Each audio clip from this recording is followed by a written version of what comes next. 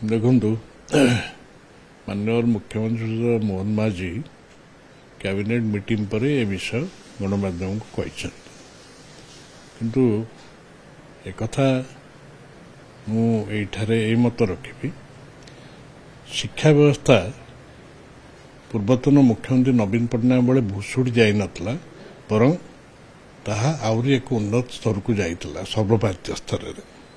ଆପଣଙ୍କୁ ଗୋଟେ କଥା କହୁଛି, ଆପଣ ଯେ ଦେଖିବେ ଗୋଟେ ଟାଞ୍ଜିବୁଲ ଚେଞ୍ଜ ହେଇଥିଲା performance grading intake PGI 2 between 2019-20 ଆଉ 23-24 ଏଇଟା ସମଗ୍ର ଦେଶରେ 5th ପୋଜିସନରେ ପହଞ୍ଚିଥିଲା।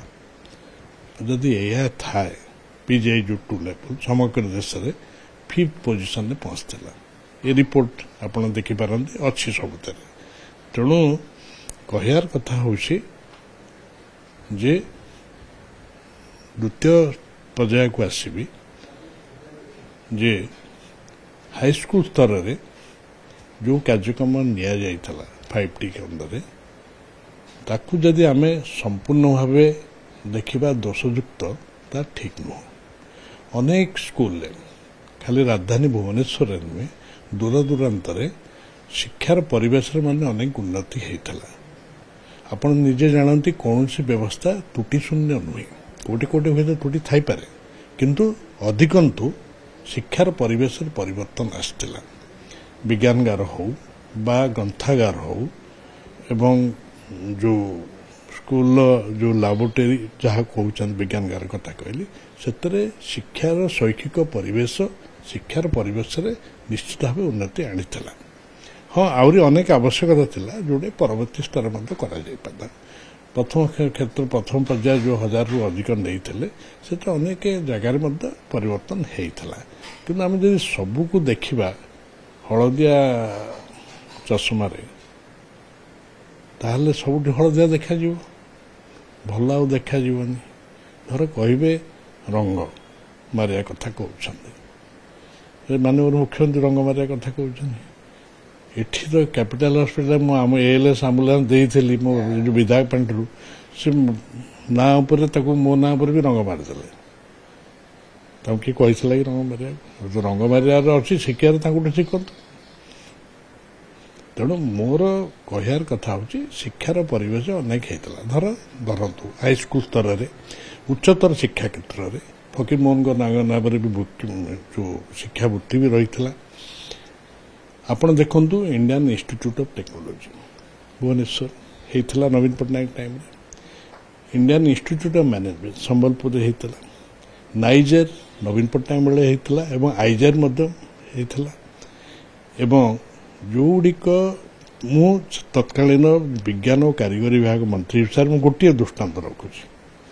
ଓଡ଼ିଶାରେ ହାଇସ୍କୁଲ ସ୍ତରରେ ଗଣିତ ଓ ବିଜ୍ଞାନ କ୍ଷେତ୍ରରେ ଶିକ୍ଷକମାନଙ୍କୁ ଅଧିକରୁ ଅଧିକ ତାଲିମ ଦେବା ପାଇଁ ଏହି ବିଭାଗ ଆଉ ସ୍କୁଲ ବିଦ୍ୟାଳୟ ଗଣଶିକ୍ଷା ବିଭାଗ ଏବଂ ତଫସିଲଭୁକ୍ତ ଜାତି ଉପଜାତି ବିଭାଗ ମିଳିତ ପ୍ରଚେଷ୍ଟାରେ, ବିଜ୍ଞାନ କାରିଗର ବିଭାଗ ମିଳିତ ପ୍ରଚେଷ୍ଟାରେ Indian institute of science Bangalore ତାହା ସହିତ ଗୋଟିଏ ଚୁକ୍ତିପତ୍ର ହେଇଥିଲା, ଯାହାଫଳରେ ବହୁତ ଶିକ୍ଷକ ଯାଇ ବାଙ୍ଗାଲୋରରେ ଇଣ୍ଡିଆନ୍ ଇନଷ୍ଟିଚ୍ୟୁଟ୍ ଅଫ୍ ସାଇନ୍ସ ବାଙ୍ଗାଲୋରରେ ବିଜ୍ଞାନ ଓ ଗଣିତ କ୍ଷେତ୍ରରେ ଯେଉଁ ନୂଆ ନୂଆ ପଦ୍ଧତି ଆସିଛି ସେ ବିଷୟରେ ସେମାନେ ତାଲିମ ଦେଇଥିଲେ। ସିଏ ପରୋକ୍ଷରେ କାହାକୁ ସାହାଯ୍ୟ କଲା?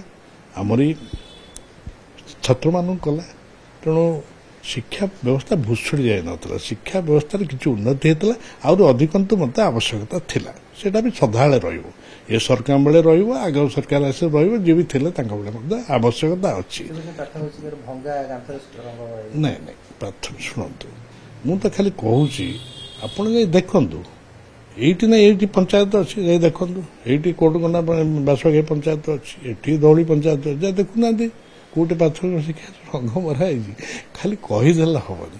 ଯାହା ଭଲ କିଛି ହେଇଛି ତାକୁ ଗ୍ରହଣ କରିବାକୁ ଅଛି, ଯାହା କିଛି ହେଇପାରିନି ସେ ବିଷୟରେ ଉପାଦେୟ ପରାମର୍ଶ ଦେଲେ ସେଇଟା ଭଲ ହବ। ଆଉ ଆମେ ସମ୍ପୂର୍ଣ୍ଣ ରୂପେ ଆମେ ହଳଦିଆ ଚଷମାରେ ଦେଖିବା ଠିକ୍ ହବ ନାହିଁ।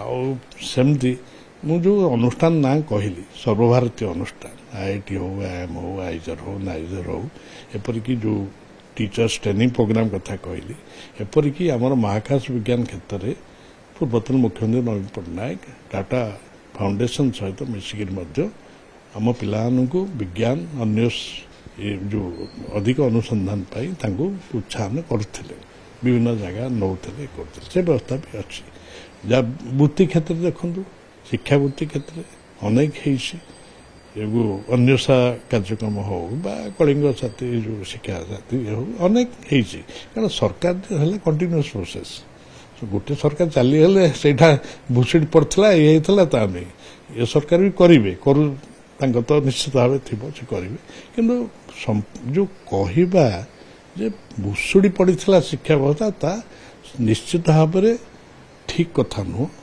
शिक्षा व्यवस्था कहीं भूषुड़ी पड़ो आम सर्वभारतीय स्तर पिला तो भल करुँच ये 25-24 भितर सर्वभारतीय स्तर ओडिया पिलाने कौ स्तर पहुंचती सिविल सर्विस पहुंचती ओडिशा सिविल पहुंचती IIT फाइट भल ना कर भूषुड़ी पड़ा कड़े जदि भूषुड़ी पड़ता ये तो भल कर न था तेणु अन्य को दोष दबा ठीक नुहे बर जदि कौटी किसी टिके आवश्यकता रही पूरण कर माननीय मुख्यमंत्री मोहन बाजी यत्नवान हूँ तत्पर हूँ ताले ओडिशावासी से ठीक लोकों सरकार निजू प्रमाणित कर